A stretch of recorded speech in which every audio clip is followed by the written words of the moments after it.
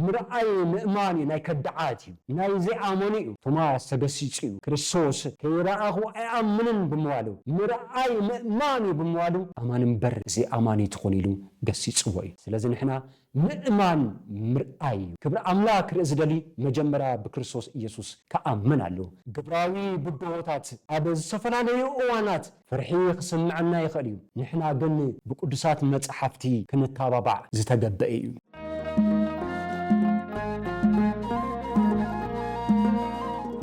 بسم آب وولد ومنفس قدوس أحد أملاك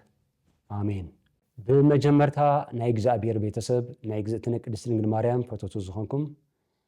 مؤمنا كريستيان هوريان إجزابير بشم قويتانا نمرحنا يسوع كريستوس ملء سلام من عاخاتكم يكون آمين آي تفرح إمن داء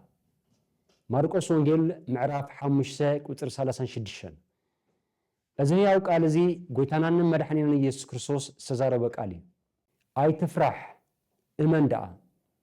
أمت عبد علي فرحي معواتي من البات معالتنا زغيرو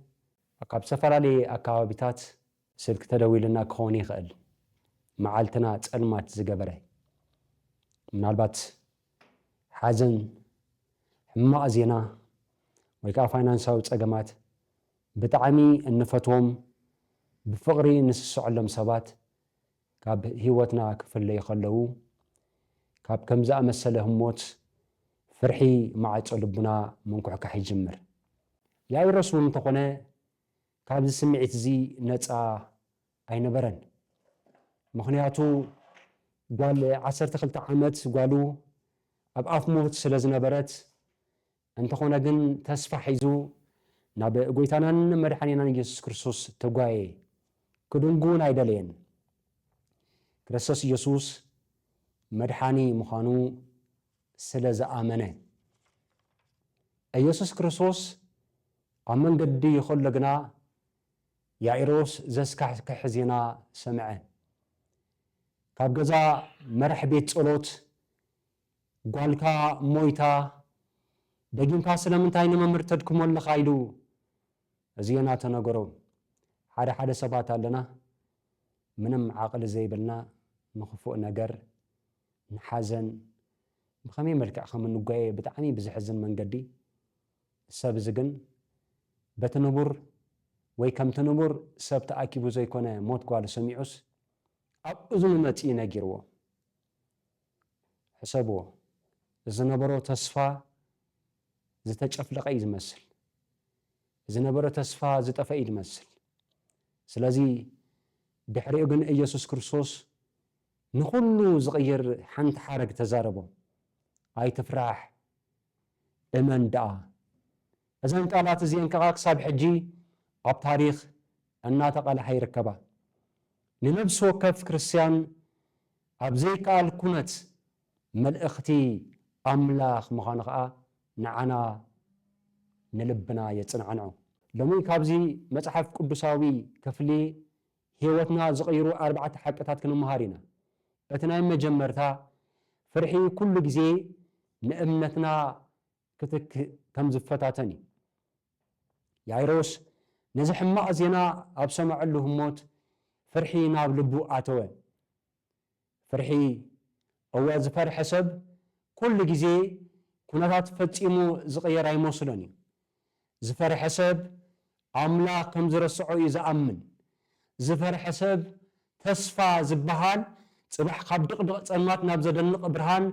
أملاك كم زوصو أي أمنني مخنياتو بفرحي سلسوحته أمت جنا كالي دمتخ سمع يدلني زعامن سب تسفى يبلكان زبل دمتي نلبانو دلوي يكونن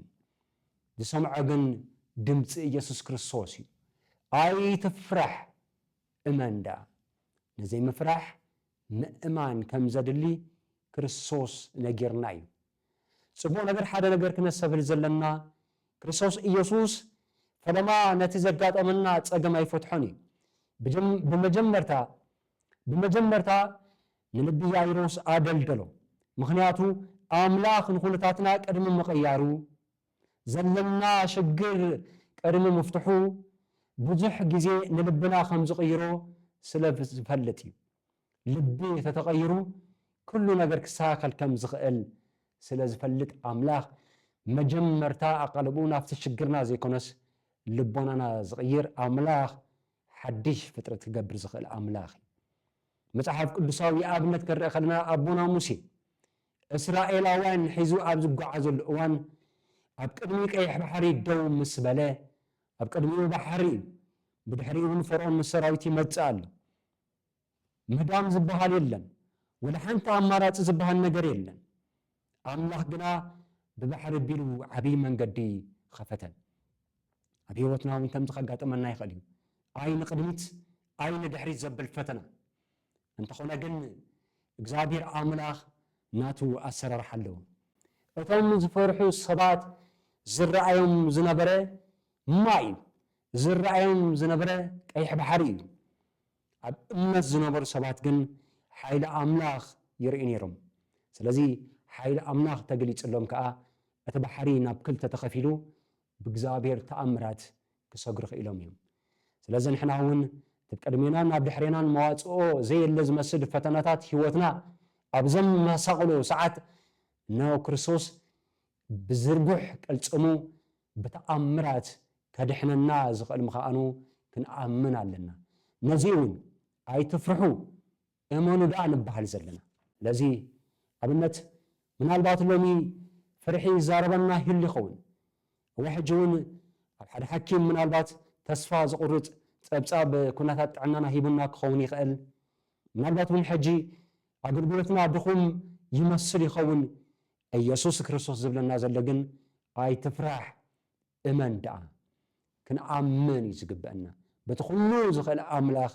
ምእማን ምትእምማን ስለዚ ንሕና ከዓ ሓይሊ እምነት ከዓ ኣብ ሂወትና ክግለጽ እዩ እቲ ካልኣይ እምነት ዋላ ኩሉ ዘይከኣል ኣብ ዝመስሉ እዋን ምጓዓዙ ይቕፅል እዩ ያኢሮስ እታ ጓሉ ከም ዝሞተት ምስ ሰምዐ ምጓዓዝ ከቋርፅ ይኽእል ነይሩ ከም ዝኽብል ይኽእል ነይሩ ኢየሱስ ኣዝዩ ስለ ዝደንጎየ ስለ ዘይቀልጠፈኒ ኣብ ገዛዩ ቀልጢፉ ተዝርከብ ነይሩስ ጓለይ ብሂወት ምረኸብክዋ ሂወት ምዘርአት ነይራ ኢሉ ናይ ምዝራብ ሞራል ነይርዎ እንተኾነ ግን ኢየሱስ ክርስቶስ ምጓዓዝ ስለ ዝቐፀለ ግን ያኢሮስ እውን ጉዕዝኡ ቀፀለ ከመይ ዝበለ ኣገዳሲ ትምህርቲ ኮኑ ብእውነት ብሓቂ እግዚኣብሔር ይመስገን ስለዚ ሓደ ግዜ ተኣምርና ሒደ ስጉምታት ጥራይ እዩ ዝቕድም ስለዚ ቀፃልነት ዘሎ ምስ ክርስቶስ ሂወትና ክቐፅል እንድሕር ደኣ ኮይኑ ጸሎትና ኣይነቋርፅ ኩሉ ግዜ ነንኳሕኩሕ ክኽፈተልና እዩ ኩሉ ግዜ ንድለዮ ክንረኽቦ ኢና እቲ ዘድልየና ንለምን ክርስቶስ ከዓ ለጋሲ ኣምላኽ ይመኽህበና እዩ ምግልጋልና ንቐፅል ምእማንና ንቐፅል ከመይሲ ሓደ ሓረስታይ ዘርኢ ይዘርእ ንሰሙናት ዝርኦ ብቑሉ የለን ነቲ ዝዘርኦ ዘርኢ እውን መዓልታዊ ኣይኩዕቶን እዩ ኣብ ትሕቲ መሬት ገለ ነገር ይፍፀም ከም ዘሎ ግን ይኣምን ብእምነቱ ከዓ ይወሃቦ ስለዚ እምነት ዘለዎም ሰባት ቅድሚ ምርኣዮም ይኣምኑ ስለዚ ምእማን ምርኣይ እምበር ምርኣይ ምእማን ኣይኮነን ኣብርሃም ይስሐቅ ቅድሚ ምውላድ እዩ ብዙሕ ዓመት ብእምነት ተጸበየ እምነቱ ከዓ ጽድቂ ኮይኑ ተቆፀረሉ ካብዘይ ምህላው ናብ ምህላው መፅኡ ንይስሐቅ ወዱ ንምርኣይ ዝበቕዐ መጀመርያ ዝቐደመ ግን እምነት እዩ ስለዚ ምእማን ምርኣይ እዩ ዮሴፍ ኣብ ግብፂ ገዛኢ ቅድሚ ምዃኑ ብባርነትን ማእሰርን ተጸበየ ብእምነት ንኣምላኽ ተጸበየ እግዚኣብሔር ከዓ ኣኽበሮ ሃና ኣምላኽ ንሳሙኤል ቅድሚ መሃባ ንዓመታት ጸለየት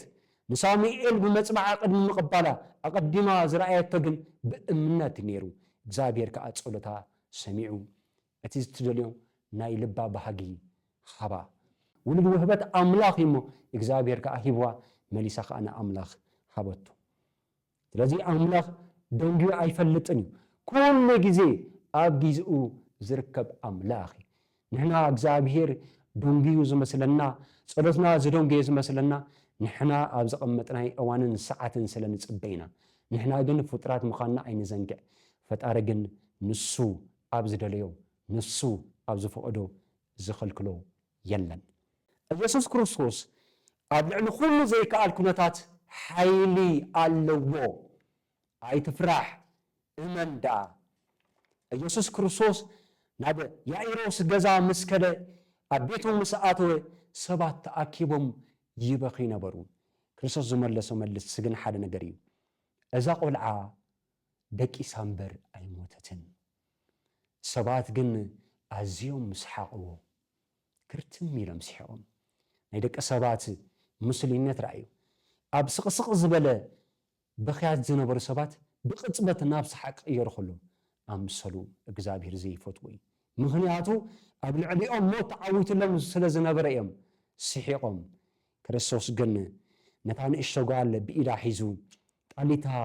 ቁሚ ይበላ ትርጓሚኡ ኣቲ ጓል ተንስኢ እብለክለኹ ማለት እዩ ተንስኢ ምስ በላ ግን ተስእድ ብእብኡ ተሲኣ ከዓ ምጓዓዝ ጀመረት ሰባት ዘይከኣል ዝብሎ ዝኽእል ኣምላኽ እዩ ናተይን ናትኩምን ኣምላኽ ሕጂ እውን ዝሰርሕ ዘሎ ኣምላኽ ኣብ ዘይከኣል ዝኽእል ኣምላኽ እዩ ስለዚ ኢየሱስ ክርስቶስ ሕጂ እውን ዝኽእል ኣምላኽ እዩ ስድራ ቤትና ዝኣሊ ብሓልዮት ዝተሰብረ ልብና ዝፍውስ ሓጢኣትና ይቕረ ዝብል ኣምላኽ ብዝኣመናዮ ዝቐፅዕ ኣምላኽ ዘይኮነስ ምሕረት ኣብ ሂወትና ዝእውጅ ኣምላኽ ንሕና ንድኹማት ብእምነት ዝድኸምና ዘደልድል ኣምላኽ ዝሰዓፁ ማዕፆታት ዝኸፍት ኣምላኽ ንሱ ምስ ከፈተ ማንም ዳዓፆ የለን ንሱ ተዓፂኻ ማንም ዝኸፍቶ የለን ምክንያቱ ኣልፋን ኦሜጋን ንሱ ናይ መጀመርታን ዳሕራይን ንዘለዓለም ዝነብር ሕያው ኣምላኽ ስለ ዝኾነ ናይ ዘለዓለም ሂወት ብኸምኡ ዝህብ ኣምላኽ ብፀጋ ዘነግስ ኣምላኽ ብፀጋ ሞገስ ዝልግስ ኣምላኽ እዩ ካብ ሓይሉ ንላዕሊ ዝኾነ ነገር የለን ከምቲ ኤርምያስ ዝበሉ ኣብ ትንቢተ ኤርምያስ ምዕራፍ 32 ቁፅሪ 17 ንኣኻ ዘይከኣለካ ነገር የልቦን የለን እመን ኣይትፍራሕ እመን ደኣ ኣምላካ ኩሉ ዝኽእል ኣምላኽ እዩ ክርስቶስ ኩሉ ዝኽእል ኣምላኽ እዩ እቲ ራብዓይ ኢየሱስ ቅድሚ ምርኣይና ክንኣምን ይፅውዐና ኣሎ ዓለም ከምዚ ትብል ምርኣይ ምእማን እዩ ትብል ክርስቶስ ኢየሱስ ከዓ ከምዚ ይብል እመን ሽዑ ክብረይ ክትርኢ ኢኻ መጀመርያ ምእማን ይቅድም ካብኡ ምርኣይ ምርኣይ ምእማን ናይ ከዳዓት እዩ ናይ ዘይኣመኑ እዩ ቶማስ ተገሲጹ እዩ ክርስቶስ ከይረኣኹ ኣይኣምንን ብምባሉ ምርኣይ ምእማን እዩ ብምባሉ ኣማን እምበር እዚ ኣማን ትኾን ኢሉ ገሲጽዎ እዩ ስለዚ ንሕና ምእማን ምርኣይ እዩ ክብሪ ኣምላክ ርኢ ዝደሊ መጀመርያ ብክርስቶስ ኢየሱስ ከኣምን ኣለዎ እምነት ቅድሚ ተኣምራት መፅያ ኖህ ነታ መርከብ ቅድሚ ናይ ጥፍኣት ማይ ዝናብ ቅድሚ ምፅኡ ሰሪሕዋ ብእምነት ኣምላኽ ዝሃቦ ተስፋ ስለ ዝተቐበለ እዩ ኢያሱ ናይ ኢያሪኮ መንደቕ ከይወደቐ ቅድሚ ምፍራሱ ብምስጋና ብምዛር ብምስጋና ብእምነት ስለ ተንቀሳቐሱ እዩ ፈሪስሉ ኣቐዲሙ ግን ኣሚን እዩ ስለዚ ምእማን ምርኣይ ዝበሃል ከዓ ብምኽንያት እዩ ጴጥሮስ ቅድሚ መጓዓዙ ናብቲ ማይ ብእምነት ረገፀ ክርስቶስ እናረኣየ ረገፀ እምነት ኩሉ ግዜ ቀዳምነት ይወሃቦ ኣይትፍራሕ እመን ደኣ እግዚአብሔር ዝብለና ዘሎ እዚ ስለዚ ግብራዊ ብድሆታት ኣብ ዝተፈላለዩ እዋናት ፍርሒ ክስምዐና ይኽእል እዩ ንሕና ግን ብቅዱሳት መፅሓፍቲ ክንተባባዕ ዝተገበአ እዩ ዓለም በይንኻ ኢኻ ዘለኻ ዝረድአካ የለን ክትብለና ኸላ መልስና እንታይ ይኹን እግዚአብሔር ጓሳየ እዩ ሓላውየይ ኣይተኸስን ኣይድቅስን ዝብል ግብረ መልሲ ክህልየና ይግባእ ዓለም ተስፋ የብልኩምን ተስፋን ሃፋን ይናብራኹም ክትብለና ኸላ ንሆ መልስና ክኸውን ዝግባእ ሕጂ ኸመኒ ተስፋይ እግዚአብሔር ዶ ይኮነይን ኣነ ተስፋይ ኣብ ኣምላኽ ክንብል ይግባእ ዓለም ክትሰርሖ ኣይትኽእልን ኢኻ ብቕዓት የብልኩምን ክእለት የብልኩምን ሰነፍ ነዳይ ክትብለና ኸላ እግዚአብሔር መድኃኒት ዓለም ኢየሱስ ክርስቶስ ዘመሃረና ትምህርቲ ክንዝንግዕ የበልናን በተኃይል ዝህበና በክርስቶስ ንኹሉ ንኽእሎ ኢና ክንብል ይግባእ። ስለዚ ቃል እግዚአብሔር ካብ ፍርሓትና ንላዕሊ ይሕይል እዩ። ኣብ መወዳእታ ያኢሮስ ድሕሪ ብዙሕ ዓመታት ንጓሉ ክዛረባ ከሎ ሓሲብና ያዲና ንስኺ ምስ ሓመምኪ ተስፋ ብዝቆረፅ ኩሉ እዋን ሰባት ምትእምማን ስኢነ ኣብ ብንብሩካ ሰባት ኣኪቦም ሞትኩ ከይነግሩኒ ኣብ እዝነይ ናትክ ሞት ብመርድእ መልክዕ ዝሰማዕኹ ሰብ ክርስቶስ ኢየሱስ ዝበሃል ግን ኣይትፍራሕ እመን ዝብል ቃል ምስ ተዛረበ ከጽናዕናዕ ጀሚረ ንዑ ስለ ሰኣማምንኩ ድማ እዚ ዘይከኣል ክኸውን ርአዮ ኢሉ ከም ዝምስክር ወላ ሓንቲ ጥርጥር የብለይ። ጽባሕ ንግሆ ሕጂ እውን ብእግዚአብሔር ተኣሚንና ዝሓለፍናዮ ፈተናታት ኩሎም ዝሓለፍናዮም መከራታት ኩሎም ጽባሕ ክነዘንትዎ ኢና ጽባሕ ክነዘንትዎ ኢና። ወትማሊ ዝኣምኖም ዝነበርኩ ሰባት ካባይ ርሒቖም ከም ዝሞትኩ ካብ ልቦም ረሲዖምኒ ክርስቶስ ግን ኣይትፍራሕ እመን ደኣ ዝብል ቃል ዘጽናዕንዕ ቃል ንልበይ ስለ ዝተዛረቡ ታሪኸይ ለዊጡ ሓድሽ ዝገበረ ሞይተ ዝነበርኩ ትንሳኤ ዘበሰረኒ ክርስቶስ ኢየሱስ እዩ። እቲ ዘይከኣል ዝመስል ዝኸኣልኩ ብናተው ሓይሊ ኢና ጽባሕ ንግሆ እርግጸኛ ኮይኑ ክነገረኩም ዝኽእል ብዛንታ ክንምስክሮ ኢና። እዚ ተሓቂ ኣይትፍራሕ እመን ደኣ ኣሕዋትን ኣሓትን ለሞነ ኢየሱስ ክርስቶስ ምሳና ኣሎ። ብዙሕ ጾር ኣለና፣ ናይ ሓጢኣት ጾር ኣለና፣ ናይ ኢኮኖሚ ጾር ኣለና፣ ናይ ሕማም ጾር ኣለና። ልብና ፍርሕ ዘብል ፈተናታት ኣብ ህይወትና ከም ደመና ከይቦሙና ኣለዉ። ኣብ ቅድሜና ደው ዝበሉ ጉዳያታት ኣለዉ። ስለዚ ንዓለም ዘይኮነስ ድምፂ ኢየሱስ ክርስቶስ ንስምዓዮ ዕረፍቲ ክንረክብ ኢና። ድምፂ ኢየሱስ ክርስቶስ ንስምዓዮ ሰላማዊ ህይወት ክንመርሕ ኢና። ኣይትፍራሕ እመን ደኣ ፍርሒ ኣብ ዓቐን ናይቲ ፀገም ዘተኮረ እዩ። እምነት ግና ኣብ ዕቤት ኣምላኽ ዘተኮረ እዩ። ጸላኢ ክስንብር እዩ ዝደሊ፣ ጸላኢ ክትፈርሕ እዩ ዝደሊ፣ እግዚኣብሔር ከዓ ክትጽናዕና ኣይደሊ።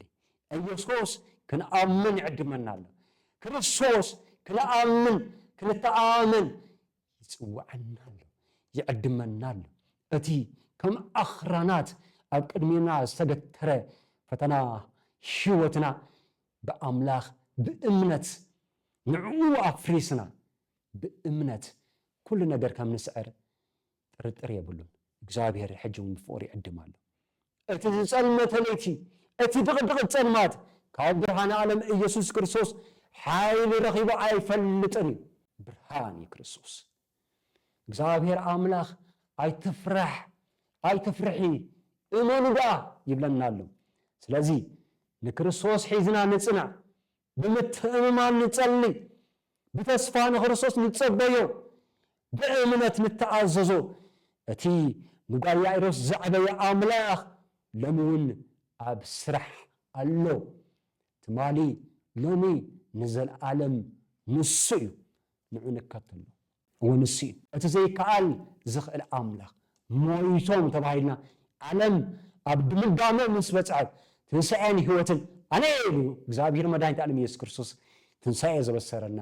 ብትንሣኤ ህይወት ክንከይድ ብሓድሽ ህይወት ክንከይድ ንደቁ ዝሕሉ ኣምላኽ ክብርን ምስጋናን ይብጽሓዮ። ኦ ሰማያዊ ኣቦ ኢየሱስ ክርስቶስ ሰላም ናብ ፍርሕና ስለ ተዛረብካና ነመስግናካ ኣለና።